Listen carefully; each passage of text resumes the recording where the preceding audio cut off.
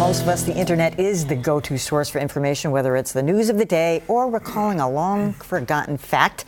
But a series of recent developments show the web's gatekeepers have an agenda of their own, and that if we trust them completely, we might be making a mistake. WGBH News reporter Adam Riley has more.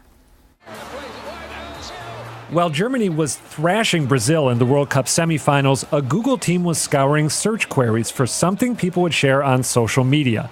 A Google staffer told NPR that in Brazil, the searches were grim. Brazil, what a shame. It's a shame to be Brazilian right now. Shame with the team, with the name of the team.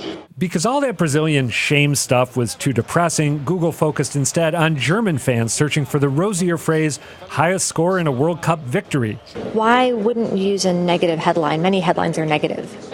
We're also quite keen not to rub salt into the wounds, and a negative story about Brazil won't necessarily get a lot of traction in social. Which raises the question, might aggregators like Google News start downplaying negative stories? If you think that sounds too Orwellian, think again.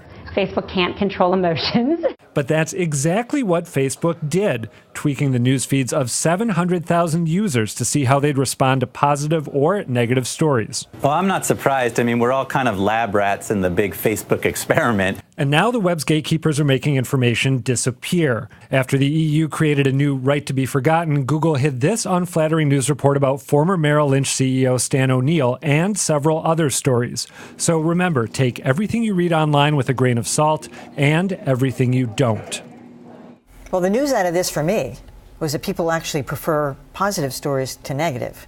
Because if you look at most emailed or most clicked on, they're all the most bizarre, the guy in Texas who killed his whole family. And so I'm surprised that more people would be interested in, Germany touting its big win over Brazil than they were knowing that Brazilians felt shame. That's the takeaway to me. Well, we've got three very different things that were talked about in the piece, and I'm not really sure how to tie them all together. But I think the most egregious behavior of any of these is what Facebook did, because Facebook was not simply trying to get more people to look at their stories, which is, which newspapers have been doing since time immemorial. Facebook was conducting an experiment and tweaking what people see. Do you see more positive things? Do you see more negative things? I mean, there have been some fairly serious social scientists who've written in places like the New York Times saying that, Facebook was possibly risking some fairly dangerous things happening to some fairly marginal people who were having their Facebook tweet tweaked toward the negative without them knowing it.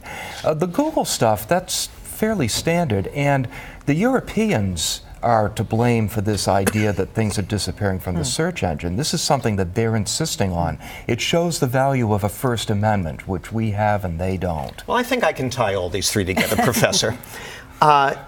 It's a really bad dose at Google and Facebook and these other places of TMTOH. Too much time on their hands. These kids are all sitting around drunk on power, overpaid, with too much time on their hands, worrying about whether they're sending out a positive headline from the worst World Cup thrashing in X number of decades. Mind your own damn business. You're selling soap.